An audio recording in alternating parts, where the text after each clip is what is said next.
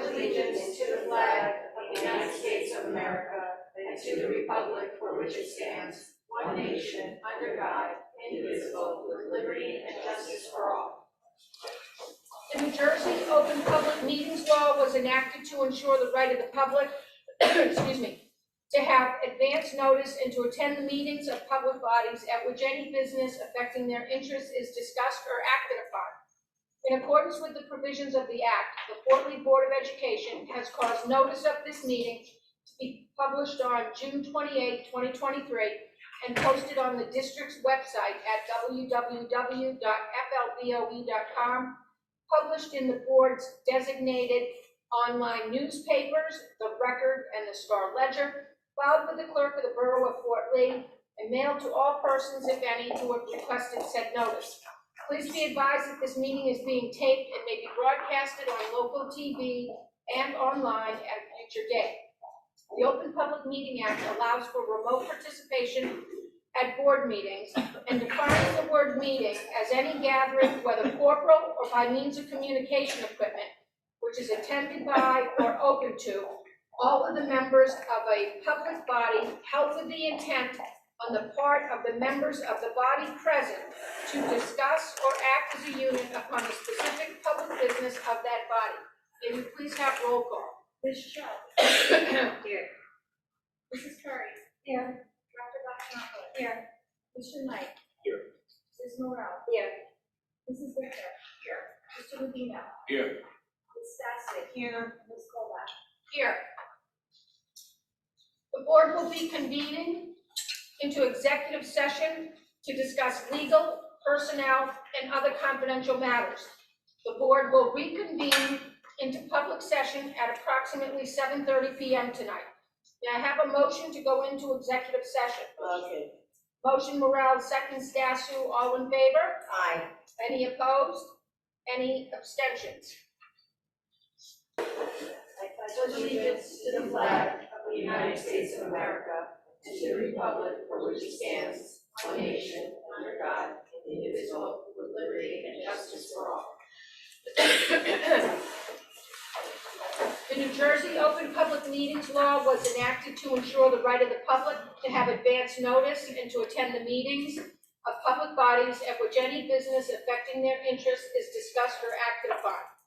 In accordance with the provisions of the Act, Fort Lee Board of Education has caused notice of this meeting to be published on June 28, 2023, and posted on the district's website at www.flboe.com, published in the board's designated online newspapers, the Record and the Star Ledger, filed with the clerk of the Borough of Fort Lee, and mailed to all persons, if any, who have requested said notice. Please be advised that this meeting is being taped and may be broadcasted on local TV and online at a future date. The Open Public Meeting Act allows for remote participation at board meetings and defines the word meeting as any gathering, whether corporal or by means of communication equipment, which is attended by or open to all of the members of a public body held with the intent on the part of the members of the body present to discuss or act as a unit upon the specific public business of that body. May we please have roll call? Ms. Shell. Here. Mrs. Curry. Here. Dr. Bachanopoulos. Here. Mr. Knight. Here. Ms. Morel. Here. Mrs. Victor. Here. Mr. Rubino. Here. Ms. Stassic. Here. Ms. Colback. Here. The board convened executive session tonight at 6:30 p.m. to discuss legal, personnel, and other confidential matters. Dr. Kravitz, will you begin by sharing the superintendent's report? Good evening, everyone. Thank you all for participating in tonight's meeting. I'm happy to announce that we have some students here from the Fort Lee High School, and hopefully they'll be talking about some AP School Honor Roll. Is that what they're going to be speaking about? Great. Looking forward to that. Additionally, there have been some conversations regarding our Special Education Parents Advisory Group, known as CPAC. This group is required by law to educate parents of special needs students on various resources within our district and programs for children and families as well. This has been going on for several years, and there's just some meetings that were taking place. The district met this week with special services, and we're going to be adding some of these events. This program is administered by a group of parents and assisted by the district. We have our first scheduled meeting at 7:30 p.m. on November 1st, and that will be virtually. A letter, a school messenger, and our intent that all families will be contacted by case managers regarding this special education parent advisory group. And again, this has been going on for several years, but we're going to increase the number of activities that this group will be entertaining over the year. The meeting with the parents helped craft the agenda for the entire organization. I hope everyone falls into this category will be attending. Also on the agenda this evening is our self-assessment grades for HIVs. Those codes out of a possible score of 78. The high school got a 73, middle school got a 72. School number 1 is 72, school 2 is 70, school 3 is 71, school 4 is 73. These are self-assessment scores based on the number of activities that we conduct. So if there's a Red Ribbon Week, that would be a point for us, or a significant number of points, things like that. It also determines the number of cases that we see and also how they are predetermined, and the number of incidents that need to be investigated as well. I would also like to remind everyone how important attendance is in our classrooms. The most effective education is daily instruction within the classroom. We offer 180 days of instruction, so just very simply, if your child is absent or arrives late to school, that has a significant impact on education. And we all want all of our children to succeed, so please make sure your children are in our schools on time, ready to learn. An update of the Tom Hunter Road property. We are just waiting for the final DOE approval. All of our inspections are complete. The building is set up. All the teachers were there, cleaned, and we are just waiting for that to go. And lastly, a final update on some teaching positions. At the last Board of Education meeting, we hired a teacher from another district. We are waiting for them to arrive. We have asked for them to be released from their contract. We also have a candidate for the physics and chemistry position, which we hope to interview this week. If all goes well, that we'll be able to fill that position as well. That is the only candidate we have. But now I'll hand it over to our students from the high school who can talk about some great things in the high school. Good evening, my name is Cecily and I'm a senior at FLBOE High School and I'm also the student body president. Good evening, my name is Abigail Ferron. I'm a senior at FLBOE High School and the co-vice president of student council. Former graduate of school number 3, place to be. So, over the summer, Jude O'Hara was accepted and attended the highly selected Garcia Scholarship Program at Stony Brook University. There, Jude conducted material science-based DNA research. Is your mic on? Hello? Yeah, that's better. Okay. Over the summer, Jude O'Hara was accepted and attended the very highly selected Garcia Scholarship Program at Stony Brook University. There, Jude conducted material science-based DNA research, where they worked to develop a new methodology to linearly cut DNA. Over a duration of 7 weeks, Jude's group reviewed significant findings and decided to submit their abstract to the Material Research Society Fall Meeting. This is one of the largest international material science gatherings, attended by approximately 6,000 each year from across the world, and features some of the most eminent researchers in the field. They were luckily accepted as a poster presentation, and Jude and their team will be going to the conference in late November to present their findings to notable researchers. Senior Naomi Sapir published a book of poetry entitled It's Not About Me. It is available on Amazon for purchase. The PSAT will be administered to all students in grade 10 and 11 on Wednesday, October 25th. There will be a delayed opening for students in grade 9 and 12.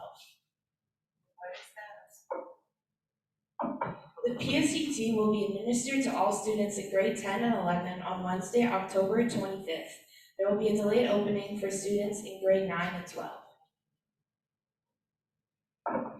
From October 10th to October 13th, we held Spirit Week with different themes each day, as well as grade level hallway decorations. Participation by the students was great.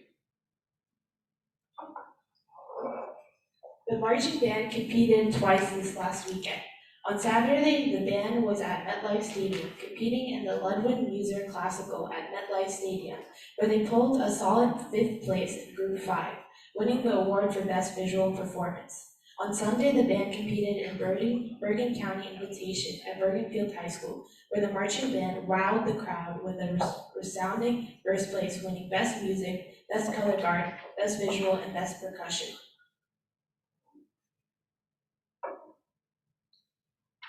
Academy of Finance alumni Joelle Park received a National Academy of Finance scholarship this past summer.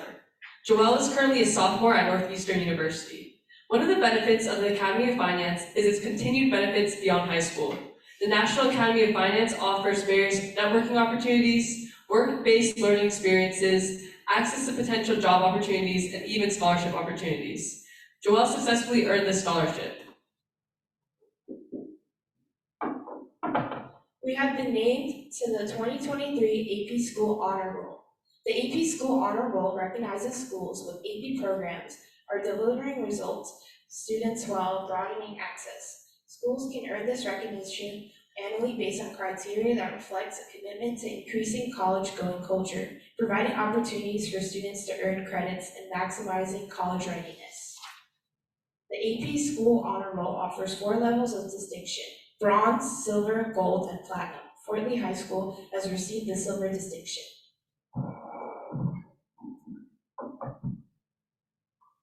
Elizabeth Kim, a senior member of the Key Club, founded the newly established Summit Scholars Program with the help of Chaemin Yao, Hannah Jung, Clara Huang, and Henry De Jesus. The Summit Scholars Program is a completely free educational program designed with the goal of providing every student and family with the opportunity to excel academically, explore their passions, and showcase their unique talents regardless of socioeconomic background. Although this year is the program's first year up and running, the students are more than excited to expand their efforts in the years to come. Furthermore, beyond the walls of the schools, both Elizabeth and Chaemin have expended tireless efforts over the summer in discussing town development plans with Councilwoman Kozovsky and collaborating with various other municipal authorities to certify the town as a sustainable Jersey bronze level municipality. Thank you. Thank you. Thank you very much. Very well done. Do we have any committee reports?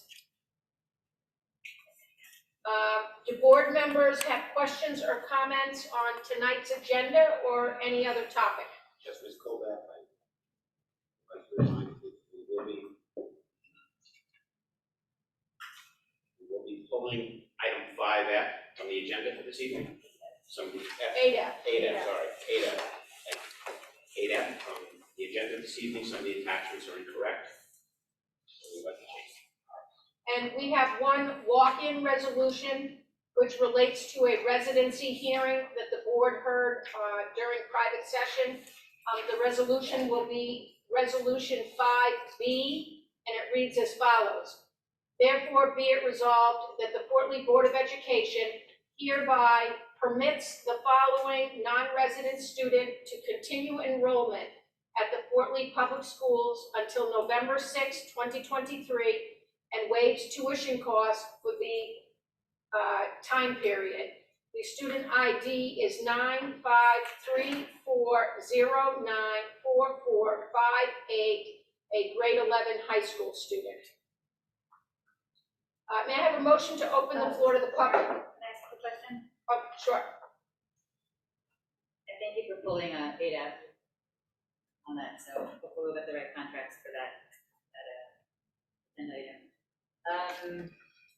Just regarding the maintenance plan, I actually did speak with Diane and Dina about some of the questions I had emailed previously, but BNG typically in the past I think had some communication issues, and I just wanted to make sure, are we seeing communication between the buildings and what needs to be tended to properly communicated now? Or if, for instance, even like lawn cutting or pest control, you know, is it is that flow better than the way it was in years past?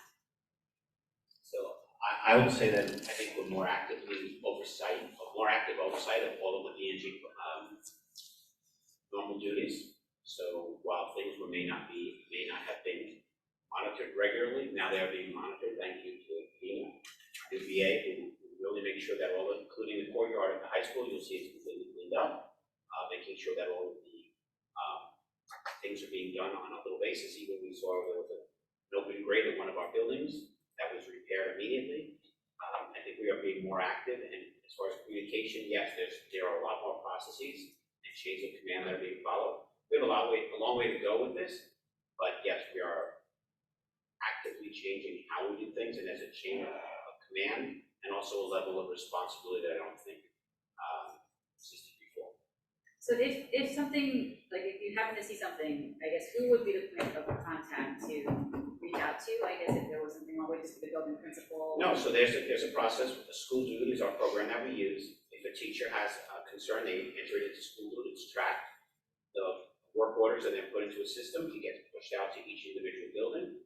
Then from there, custodians are responsible. If it's a maintenance, then the maintenance people will take care of it.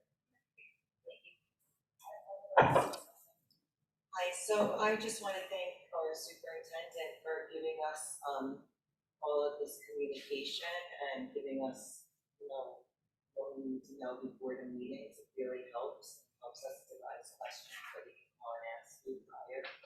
So I just appreciate the communication. Anyone else? I just want to thank, we have 2 people retiring tonight. That's 2P and 3P. Christine Assetter at School 1 and Marcia Santos. So the board thanks you for your many, many years of service. And thank you to the VFW for a donation that they made to the school district of flags. May I have a motion to open the floor to the public? I just have one thing. I'm sorry? I just had one thing. Oh, yeah, go ahead. I'm sorry, I didn't see your hand. Yeah, no, it just came up actually. I just wanted to, as the young folks, mentioned, our marching band did perform at MetLife Stadium. Had the opportunity to go and see it, and they were like extraordinary. Like the crowds that were there for other schools were fanning our kids. So I just wanted to say congratulate them on a wonderful job that they did. Great. Let me look around. Anyone else? Thank you, Casey. May I have a motion to open the floor to the public? Motion Curry, second Morel, Richter. All in favor? Any opposed? Any abstentions? Okay, we'll follow our normal process. We will hear first from any members of the public that are physically located at the cafetorium tonight. Then we'll take questions and comments from those participating remotely. For remote public participants, please select the raised hand button. Our district technology coordinator, Mr. Ruggiero, will recognize each community member in the order of the raised hands by lowering the hand. Please then unmute your microphone, state your full name and home address for the record, and begin your comments. Please limit your comments to 3 minutes. It does not appear that we have any members of the public here in the cafetorium tonight, so do we have any raised hands? Yes, Emma, you have been promoted to panelist. Please unmute your microphone and feel free to share your video. Please state your name and address for the record. You have 3 minutes. Hi, my name is Sama. I live in Fort Lee. My son was given an IEP this September. I've learned that he needs explicit systemic reading instruction, specifically Orton Gillingham, the way of reading, science of reading. I want to know, my question today is, are you planning to get a specialist to the school he goes to school for? Because I have been paying a tutor almost $100 for 45 minutes. I can't pay her anymore. And that's what seems to be working. Prior to him getting the IEP, I've been doing that and I've seen progress. Now that he has the IEP, I said, you know what? Thank God he has an IEP. Now maybe he can, I don't have to pay anymore. But I think from what I've observed, he needs that systemic explicit instruction from this Orton Gillingham tutor. I want to know if there is going to be an instructor specifically for that, or I need financial aid. I need to apply for financial aid so I can pay for this tutor. I've already asked for Bergen's Promise. I've called at least 4 numbers and they keep giving me the runaround. I cannot afford that on my, so I just wanted to know, how can I go about it? What are you doing about it? I don't want him just to be in a special ed class for the rest of his schooling. I need quality instruction and I need it to be this particular teacher or way of instruction. Thank you.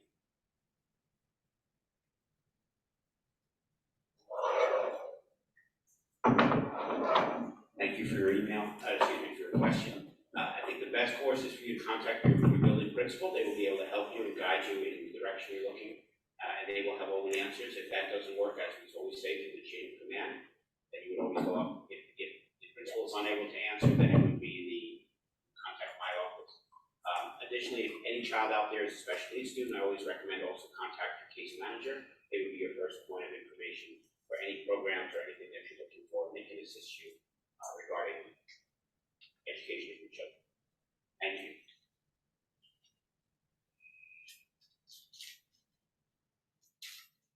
Jason? Yep, Annabella, you've been promoted to panelist. Please unmute your microphone and feel free to share your video. Please state your name and address for the record. You have 3 minutes. Annabella?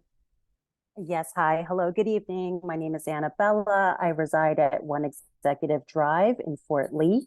My son attends 11th grade at Fort Lee High School and is also a tenor drummer in the marching band, and appreciate the shout outs about their MetLife performance, especially. It was awesome. My initial concern was in regards to the open Spanish and physics teacher positions, which Dr. Kravitz addressed earlier. So thank you very, very much. Thrilled to know a Spanish teacher was hired. However, knowing they won't start until December 1st puts those students about 3 months behind. So my question is in 2 parts, really. Number one, first part is, will the 11th grade students of Spanish 4 honors get full credit for the class, even though the first 3 months were missed? And the second part of my question is, will the students be expected to expedite the first 3 months of learning, or can they start from the beginning of this year's curriculum and keep at a normal pace? Thank you. The goal is to, once the teacher is arrives, we will assess the children, see where they're at, determining what is the best way to make sure that the curriculum that is associated with the Spanish 4 is completed by the end of the school year. So the intent is for them to complete all of the required curriculum to prepare them for the next level, which would be Spanish 5 or 8B.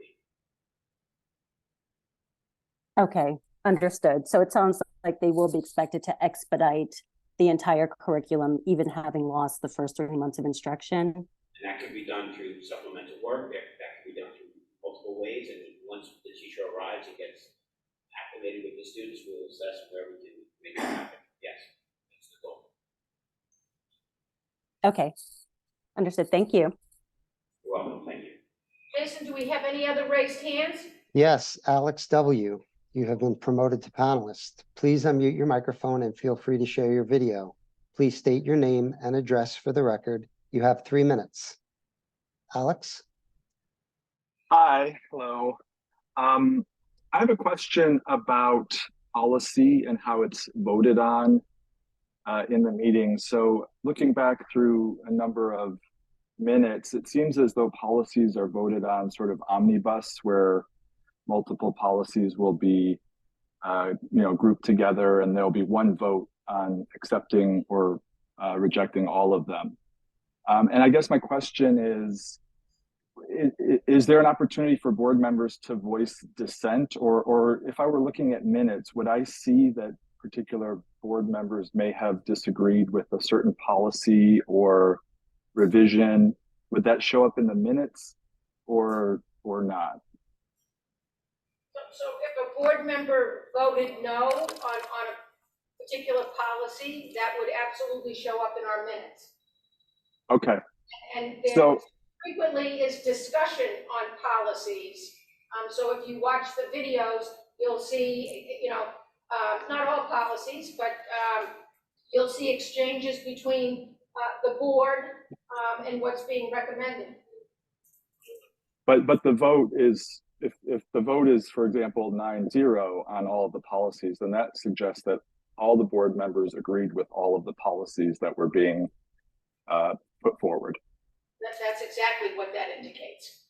Okay, and the reason I Many of ask the is, many of the policies that we vote on come to us, we engage in outside service called Strauss-Esme, and frequently policies are mandated, and there's very little Right. flexibility in the policy for the board.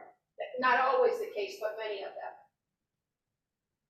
so you're suggesting that if, for example, there's an 8-0 vote, then that might not be because board members agree with the policy, but because they're mandated to vote yes on a policy? No, if the board member votes in favor of the policy, they can abstain. If they don't agree, they can vote no on any policy. Okay, well, the reason I ask is because there's this policy that's been the subject of much discussion, which is the transgender student policy 5756. And so I did a little, digging on it. And first of all, I found that the policy was passed in 2015. And it was passed, as far as I could tell, unanimously. It was revised in 2016 and passed unanimously, and then revised again in 2019 and passed unanimously.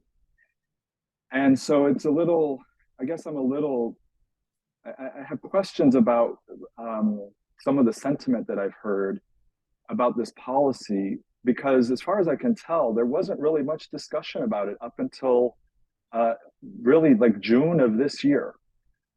So while it seems to be of grave concern to a lot of people, it's been almost 9 years that the policy has been on the books, and yet there hasn't really been any discussion of it. And including from people who were on the board and voted for this policy back in 2015 and 2016. So it just makes me wonder whether some of the sentiment that it makes me wonder whether some of the sentiment that I've heard, where it's coming from, because the policy has been, as I said, in effect for almost 9 years, and yet it's only within the past 6 months or so that there's been any discussion about it. So I just, wanted to get clarity on that, and to make sure Fort Lee residents understand that this policy is old. The controversy around it is very new, but the policy is actually quite old. And so for people to think about whether, the motivations, I guess, of people to disagree with this policy are really about the kids, or if it's about something else. Because in my mind, if it were really about the kids, maybe it would have been brought up before June of 2023. And maybe people who voted for it would have voted against it since they had the opportunity. Thank you. Okay, I can tell you that when policy 5756 was presented to the board in 2019, if you go and look at the policy on our website, right next to the name of the policy, in parentheses, there's a bold letter M, and the board was advised that that was a mandatory policy. It has recently come to light that it is not a mandatory policy. Another organization that prepares policies for boards marked it as discretionary. And so part of the recent discussion is because this policy is being discussed in several court cases. Right, I understand it's mandatory, but that still doesn't mean members necessarily have to vote for it, correct? Well, it's a mandatory policy that the district must have. I don't know what the consequence would be if 9 people voted no on it, but that's not how it was presented to the board in 2019. And the same was true in 2016 and 2015? I only, because what we have on our website is the most recent approved version of the policy, I don't recall the 2015 and 2016 iterations of it and whether it was mandatory or discretionary at that time. Okay, thank you, appreciate it. Jason, do we have any other raised hands? There are no more raised hands. May I have a motion to close the floor to the public? Motion. Motion Rubino, second Morel, all in favor? Aye. Any opposed? Any abstentions? Okay, moving on to resolutions. May I have a motion to approve items 1B through 4B? Motion. Second. I'm sorry, 1B through 5B. Motion. Motion Morel, second Rubino, roll call, please. Ms. Cho. To be clear, 5E is the walk-on. Correct, the residency. Ms. Cho. Yes. Mrs. Curry. Yes. Dr. Raffinopoulos. Yes. Mr. Knight. Yes. Ms. Morel. Yes, and on 3B, I abstain on my name. Mrs. Richter. Yes, I abstain on my name on 3B. Mr. Rubino. Yes. Ms. Sasso.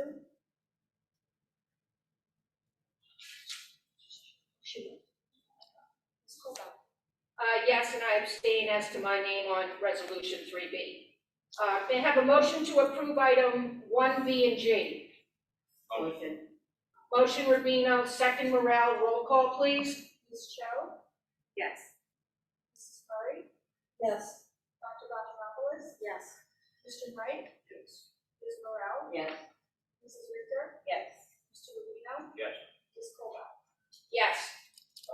May I have a motion to approve items 1 CUR through 6 CUR? Motion. Second. Motion Morel, second Richter, roll call, please. Ms. Cho. Yes. Yes. Dr. Raffinopoulos. Yes. Mr. Knight. Yes. Ms. Morel. Yes. Ms. Richter. Yes. Mr. Rubino. Yes. Ms. Colville. Yes. May I have a motion to approve items 1F through 7F and 9 and 10F? Motion. Motion Curry, second Morel, roll call, please. Ms. Cho. Yes. Mrs. Curry. Yes. Dr. Raffinopoulos. Yes. Mr. Knight. Yes. Ms. Morel. Yes. Mrs. Richter. Yes. Mr. Rubino. Yes. Ms. Colville. Yes. May I have a motion to approve items 1P through 14P? Motion. Second. Motion Morel, second Richter, roll call, please. Ms. Cho. Yes. Mrs. Curry. Yes. Dr. Raffinopoulos. Yes. Mr. Knight. Yes. Ms. Morel. Yes. Mrs. Richter. Yes. Mr. Rubino. Yes. Ms. Colville. Yes. May I have a motion to approve items 1 POL? Motion. Second. Motion Morel, second Curry, roll call, please. Ms. Cho. Yes. Mrs. Curry. Yes. Dr. Raffinopoulos. Yes. Mr. Knight. Yes. Ms. Morel. Yes. Mrs. Richter. Yes. Ms. Sasso. Mr. Rubino. Yes. And Ms. Colville. Yes. Is there any old business? Is there any new business? May I have a motion to adjourn? Motion. Second. Motion, Rubino, second, Morel, all in favor? Aye. Any opposed? Any abstentions? Thank you all, have a good night.